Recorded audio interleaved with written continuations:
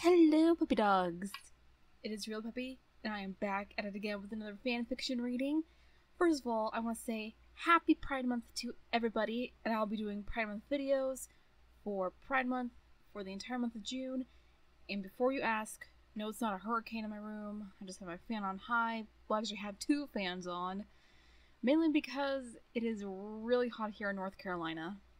But anywho, this is a Pride Month fanfiction between two of my characters, Pokemon characters, Valentine, a Zoroark, and Blair, a Braixen, or Braxen. I don't know how to pronounce the name of the Pokemon.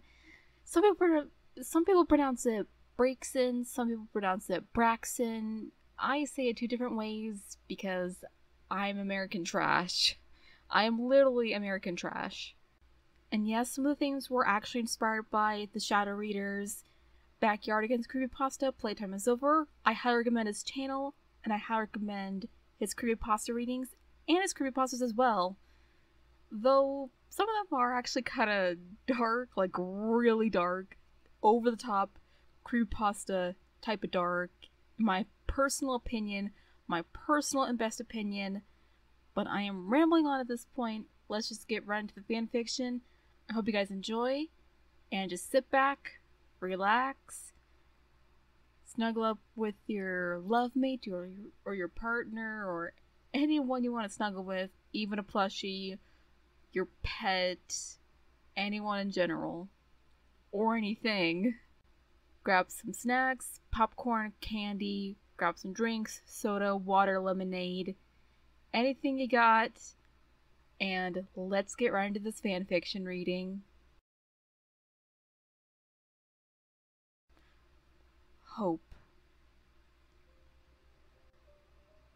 Alright, so far, whoever did this, he's killed, tortured, and basically abused at least 10 trainers, 17 kids, 8 men, and 3 women that we know of.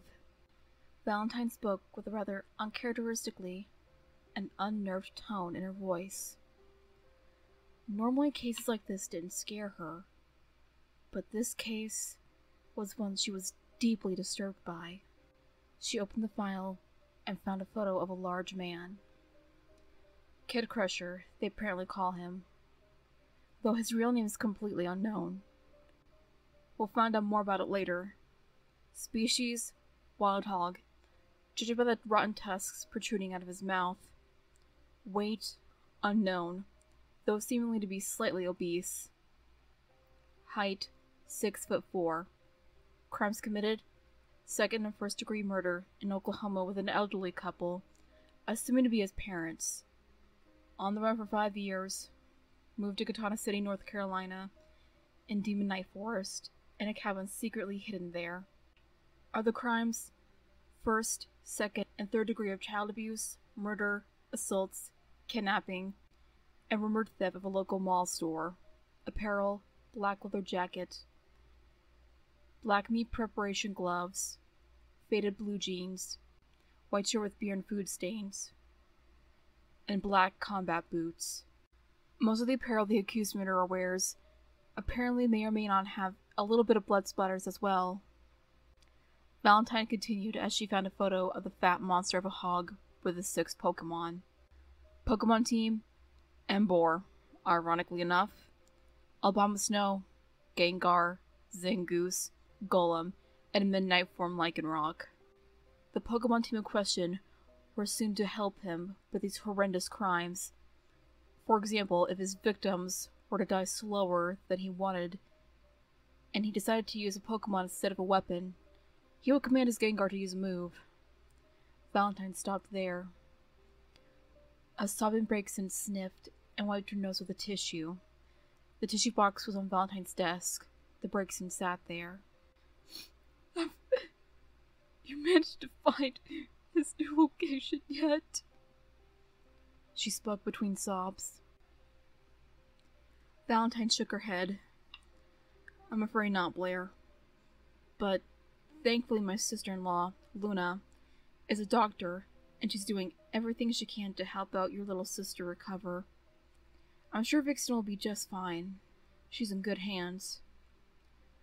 The Zoroark smiled, but her smile quickly faded as soon as she was getting to the part about her parents. As for your parents, it's definitely not a happy ending. She took a deep breath before continuing. Blaire was now at the edge of her seat.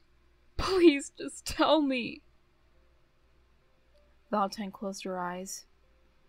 It isn't pretty, Blaire, but your father suffered severe injuries from the physical torture he went through. When we came to a conclusion that the Embor and Zangoose beat the living hell out of him, he was coated in burn marks and scratches. When he arrived at the hospital, he didn't make it. To spare you the details about your mother, she was assaulted. Heavily. The Gengar finished her off. She was pronounced dead when we found her. I'm very, very sorry. She lowered her head for a moment of silence for Blaire's parents. Blaire's look of sorrow and pain turned into one of pure hatred and rage. If you find that asshole, I'll make sure he burns for this. I'll make sure he goes through so much worse than what my family went through. Valentine opened her eyes. Blaire, as much as I'd love to see that happen to that disgusting, sadistic, sick freak, we can't allow that to happen. But I can assure you he will get his punishment, as well as his Pokemon. Blaire continued to weep, as she felt as if this was her fault. Had she not gone out with her friends that morning, had she not decided to watch over her little sister, they would still be a happy family. Valentine comforted her as best as she could, rubbing her back and hugging her. She wanted to do anything in the world to make sure that Braixen was happy once more. She had to think of something to hopefully cheer her up. Anything to get her mind off of this horrid incident. An Anthrodust from Lycanroc, dressed head to toe in business wear, suit and tie, walked up to the Zoroark. Officer Strongheart, Dr. Aura is here. We're here to discuss the case with Vixen Fireveil and the rest of her family. Valentine nodded. Sure thing, boss. She looked back at Blaire. I'll be back soon to hopefully find more information about this terrible case. Blaire nodded as Valentine followed her manager to his main office. The second they got there, they saw Luna, already seated with the results in a file folder. Valentine sat down beside her as Lycanroc sat at his desk. He turned to Luna. Dr. Aura, have the results come back yet? Luna shook her head. I'm afraid not, Dusky. Apparently one of your detectives brought a few bodies. So far, 5 or 10 of the 38 victims. He wanted to see if any of the Pokemon had. Well, I don't want to say it directly or bluntly, but to sugarcoat it better, they want to test this run on them for any of the Kid Crusher's Pokemon DNA. Meaning, he must have ordered his Pokemon too. I understand, Dr. Aura. Dusky interrupted before Luna could say. It must be taking longer than what you expected. But what of the update on Vixen? Luna sighed, closing her eyes and lowering her head forward. Thankfully, she wasn't damaged as badly as we expected. But she may or may not be able to have children without pain. But my eldest brother, Eclipse, is doing what he can to find a special and permanent herbal remedy to heal it for when she is older and decides to start a family of her own. There were a short amount of bruises, 1 or 3 from the medical research we've done, she said, placing the file on his desk. Dusky sighed heavily and began rubbing his forehead. Not only is Vixen an orphan along with her sister, but losing her parents, losing her innocence as she watched her parents tortured, beaten, killed, and ruined completely. But she may have to live with this type of pain that she can't have a family if Eclipse doesn't do something fast to heal her. Valentine shrugged. I was sexually abused by my ex-boyfriend when I kept telling him I was a lesbian. but I beat the hell out of him for it. I found out I was pregnant with a kitten, and I thank Arceus for her each and every day.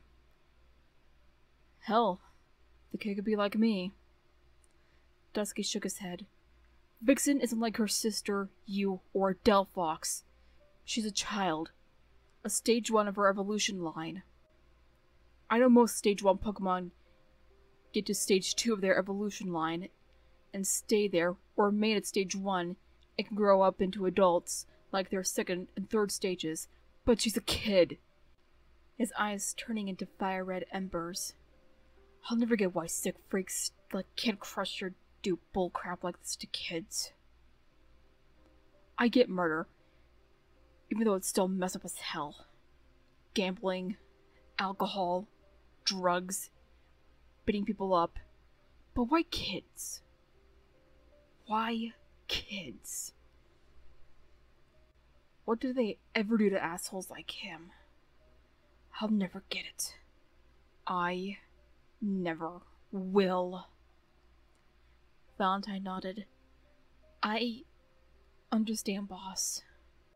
Luna gently shoved the file closer to him and placed a bag of DNA tests from Vixen's parents. These are the results we found from Vixen's parents. We'll have Vixen's results, hopefully by tomorrow morning. Dusky, collecting himself, nodded. Thank you, Dr. Aura. Oh, and one more thing. Dusky pulled out his wallet. First, I want you to bring one of my detectives to your hospital to interview Vixen. And on your way to her hospital room, get her something to drink. She's probably thirsty as hell and tired of the IV fluids you're giving her. He pulled out $1,000 cash.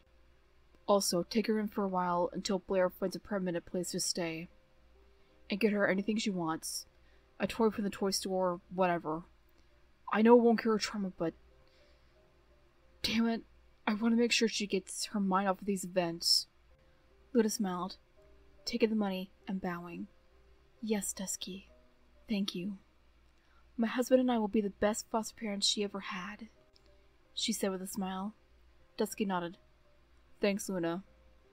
And don't worry too much about the DNA test or whatever it's called. Let your team worry about it. Luna nodded once more. Dusky gave a light smile. Thank you, Luna. You're dismissed. Thank you for coming. Luna smiled and walked out the door. Dusky looked over to Valentine. As for you, Strongheart? Valentine looked up and rose a brow. Take Blair home. Your home. Treat her to anything she wants. Again, won't cure her trauma like Vixen, but do what you can. Valentine nodded. You got it, Chief. Dusky nodded back. You're dismissed. Valentine saluted and walked out the door and back to Blair. Blair, you want to come home with me? The Brakeson wiped a few fresh tears from her eyes. Are you sure? I don't want to be any trouble. Nonsense. Anything I could do to make you happy again, it's on me. Once they arrived home, Sheldon had left from babysitting Kitten for the time being. Valentine, too exhausted to cook, decided to phone in for delivery. She turned to Blair. You want anything special? Pizza? Chinese? Blair blinked, still depressed about the events. Pizza's fine. Anything to drink? Dr. Pepper, please. Valentine nodded, phoned in for the pizza, and placed her phone on the coffee table as soon as the order was filled. Well, it'll be here in maybe about 30 minutes? Thanks, Val. Valentine frowned. She had to think of something. Then she snapped her fingers. Hey, you want to watch some TV? There's some good shows on. Blair, not looking away from the floor, nodded. All right, I'll get some blankets and some snacks to keep us tied over until the pizza gets here. Valentine got up from her seat and went over to the hallway closet, grabbing and pulling out 2 blankets, and made her way into the kitchen and popped out some popcorn and got a bowl of candy and grabbed some lemonade and returned to the living room and placed the snacks on the coffee table next to her phone and put a blanket over Blair and herself. The two foxes looked over at Kitten, playing with her dolls, plushies, and blocks. Well, at least we know she'll be safe. Normally when I worry about her getting kidnapped or worse, I let her stay in my hair for a while. Might do the same tonight, just to be safe, Valentine said, turning on the TV. If you want, I could do the same for Vixen. Blair gave a light smile. That would be nice. She then finally looked over at the Zoroark. You didn't have to do all this. Valentine shrugged. It was my boss's idea. But that ain't the main reason why I'm doing it for you. She smiled and blushed. Blair, I really care about you. Ever since this whole event happened, I really want to see you happy once more. Blair's smile grew wider with joy. Aw, thanks, Val. Valentine grinned back. There's the beautiful smile I wanted to see. Blair blushed as Valentine flipped through the channels for something good. Blair looked over at Valentine once more. I know your boss said to do whatever you can for me, but I, really appreciate it either way. You still don't have to... Valentine put a finger on the brakesman's lip. Shh. Say no more. I'm still going to do anything for you regardless if my boss tells me to or not. The Zoroark smiled. Blair, without thinking, immediately kissed her with a great, powerful spark of courage and broke away within seconds. She blushed, realizing what she had done. Al, I didn't mean it, Hey, it's okay. Valentine spoke and held her close. To be honest, I never really liked any man, and no man could ever take your place, Blair. Blair blushed harder and smiled once more. Thank you, Valentine. I, really like you. A lot. I didn't know how else to show it, but I like your way of expression. Want to continue? Valentine smiled, letting Blair know that it was perfectly fine and okay if she wanted to continue or not. Blair looked on into the Zoroark's turquoise eyes. They were eyes of someone who truly loved and clearly wanted to do anything there to make her happy once more. Even if it meant becoming a couple. Blair never really found any true attraction to men or males in general. She never really found any female that liked her in the same way. Valentine was a rare diamond in the rough that loved her for who she is. Blair grinned shyly and nodded. I'd like that, she spoke softly. Valentine nodded, and the two shared one long and almost unlimited kiss that seemed like it was lasting an eternity.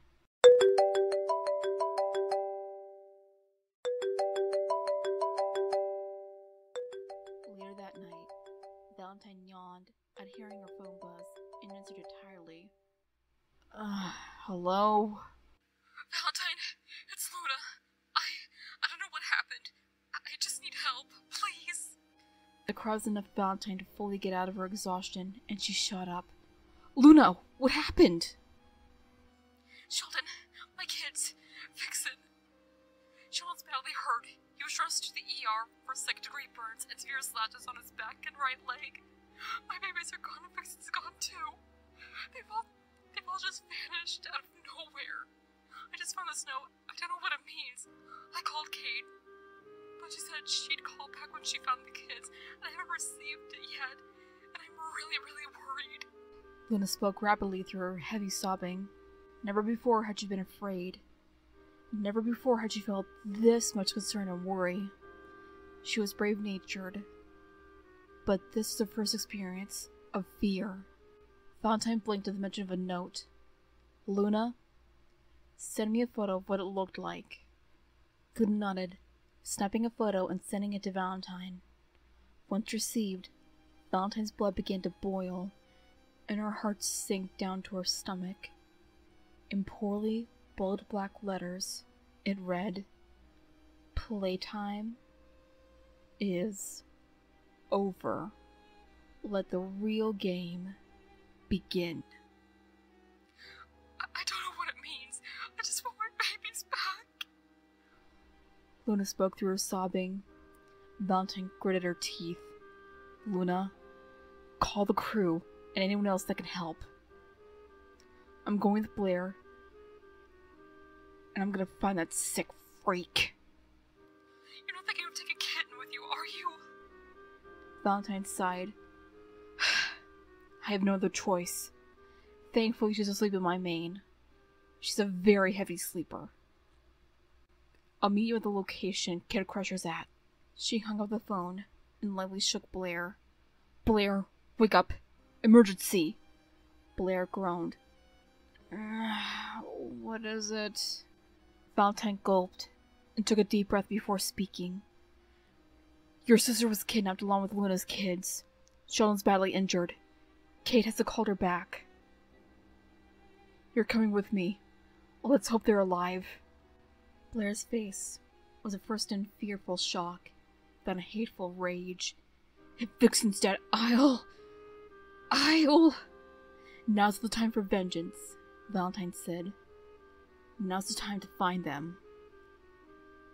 Valentine immediately grabbed her badge, gun, and Blair's arm, and they both rushed to her car and sped down the road as fast as she could, nearly hitting a few cars along the way, hoping and praying that they might be able to save them before it was too late.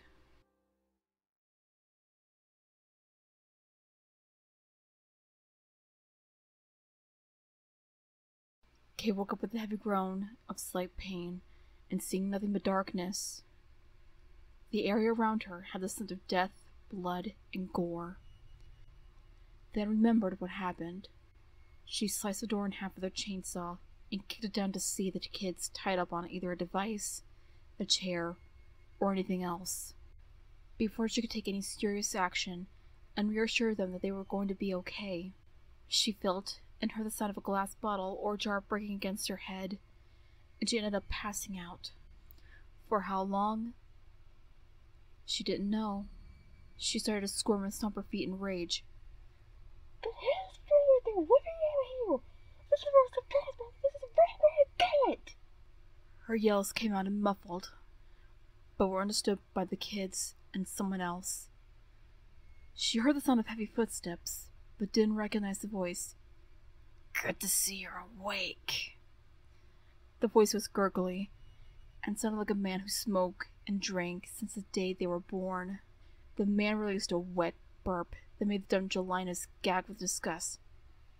Oh, sweet mother of Orchis, what the fuck did you eat?" She yelled out, annoyed and grossed out at the same time. The man ignored her question and removed the bag that covered her head. It was Kid Crusher. The obese boar laughed and brushed his greasy, leather-gloved hand against the lioness's hair. "Nothing yet. Unless you have any suggestions for a meal, my pretty kitty." Crusher spoke with sadistic, perverted glee. Kate glared at him and looked over at the kids. Lucario Jr. was tied down to a chair, with almost melted burn marks and small blisters on his bat wings. The marks looked to be hot cheese. Really hot cheese. He had a few cuts on his stomach. Only about 3. Not too deep, but just enough to make him wince in pain. Charlotte served no better. No injuries were upon her, but she was hanging from the ceiling, blindfolded and gagged as the chains held her wrists tightly. She whimpered slightly from fear. Vixen was the same as both the siblings. She was tied down to a table and whimpered heavily as tears fell down from her cheeks. She was tied down to a table and whimpered heavily as tears fell down her cheeks, and blinded her eyes from the salty, stinging sensation of fear and pain that would be brought up to her. The lioness glared back at the disgusting pig before her. You think that I'm going to do whatever you say? As if. The only person I'm obedient to are my friends, family, and me, myself, and I. Asshole. Kid Crusher's smile faded to a disappointed frown. Shame. Didn't think you'd be this stubborn. He turned to the kids. Because if you don't want to risk your own life for these kids, then I guess they'll have to suffer. Besides, I always go for the oldest first. He let out a sick laugh. Kate's eyes widened, but kept her brave look. Lucario Jr. would be the first to die. No. She wouldn't let this happen.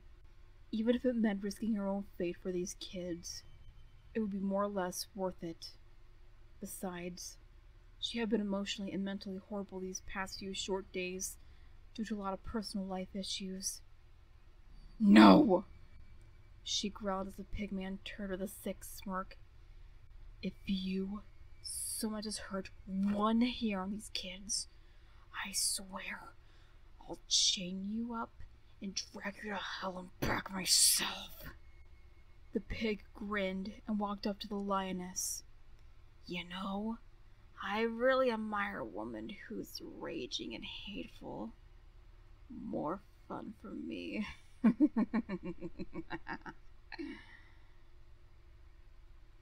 Kate glared. What are you gonna do? You gonna tase me? Torture me? Beat me to a bloody pulp? Whatever you got, I can take it, Crap Crusher. Kid Crusher grinned. You just be a good girl and do whatever I say. If you do, I'll spare these little turds. If you don't, you, along with these brats, will be history, and you'll be buried where you'll never be found. Got it? Crystal. Kate growled with rage and hatred in her voice. It sickened her to the core. But she would do anything to save these kids' lives. Whatever it took to save them, it would be worth it. Even if it meant bringing herself pain.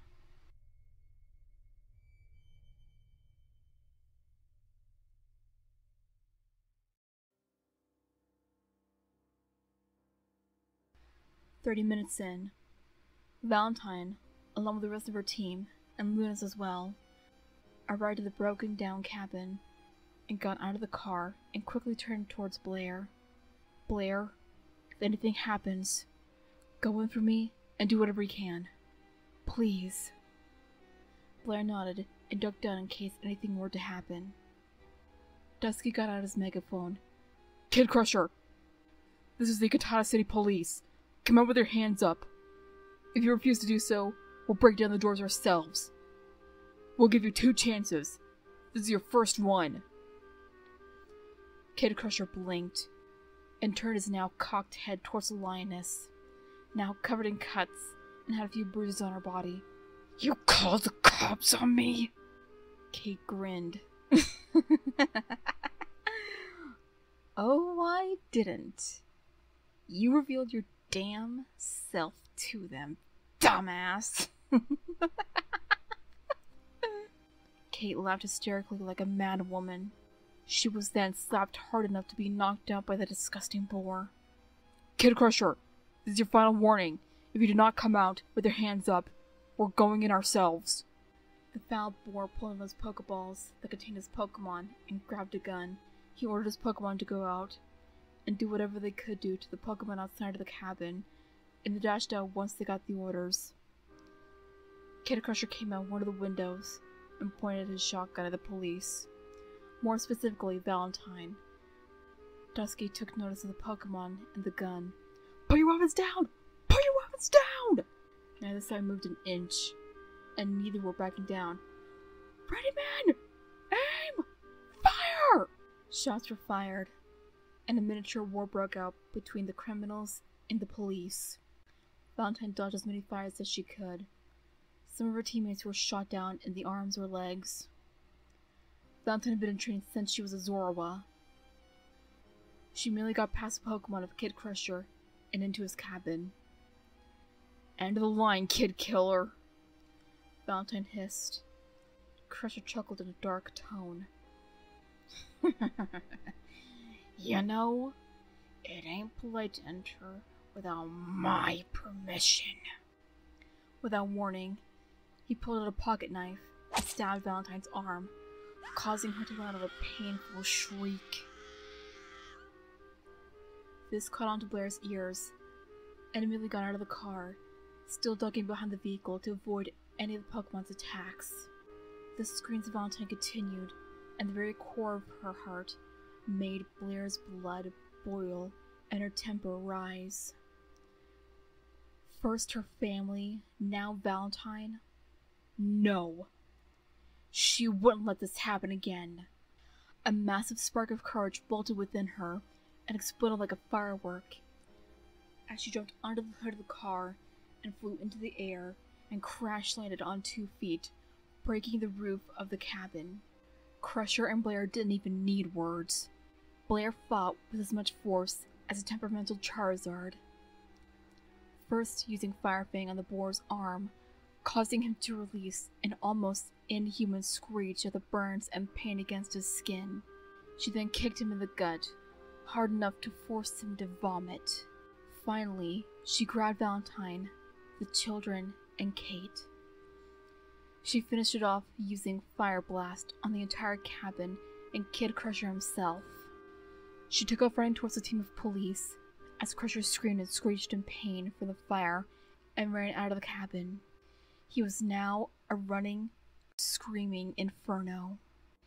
It was long before a Vaporeon nurse immediately used water gun on the man.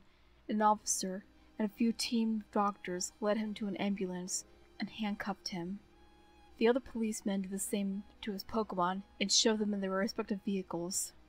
Blaire put down the kids and Kate. She looked towards the kids. "Are you guys okay? Did it hurt you bad enough to—" "No, we're fine." Lucario Jr. whimpered out slightly. Blaire sighed in relief and looked over at Valentine, still resting in her arms and passed out from the extreme pain. "Val, it's me. It's Blaire. Please, wake up. Please wake up."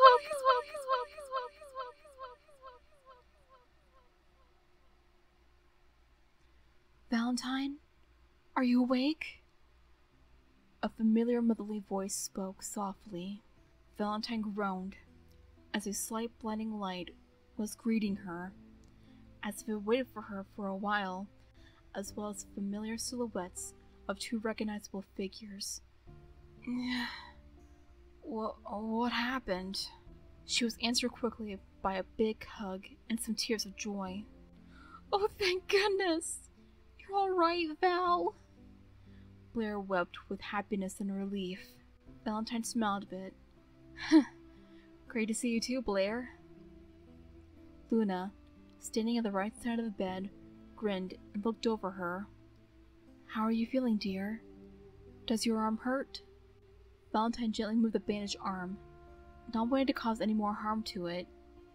"Well, it's not like I feel pain or anything, but I actually feel pretty good and—" Her mind slipped into the memory of what happened. "Wait, where's Kid Crusher? Is he in jail? Are the kids okay?" Valentine put a paw to her mouth. "Shh. They're just fine. Vixen, Charlotte, and Lucario Jr. are all being treated as well as Kate. Their injuries are still bad, but not as horrible as we expected. Crusher is currently being treated for the 2nd-degree burns and will face criminal charges for his crimes as well as his Pokemon. Sheldon's actually looking after Kitten. We told him not to, but he insisted and was very persistent and didn't want her without any supervision under any circumstances. They're all going to be just fine." Valentine sighed with relief as Luna left the room, knowing that she and Blaire needed some alone time. Valentine sighed. "I'm sorry, Blaire. I didn't mean for all this to be put onto you. I really wanted to do it all myself and... Blair cut her off with a swift kiss on the lips. Don't worry about it, Valentine. I couldn't let that happen to Vixen again. I failed my loved ones once. I wouldn't let it happen again. Valentine couldn't help but smile and pull the Vixen into a loving embrace. Thanks, Blair. I love you. Blair sighed and whispered, You're welcome, Valentine. I love you too, my ray of hope.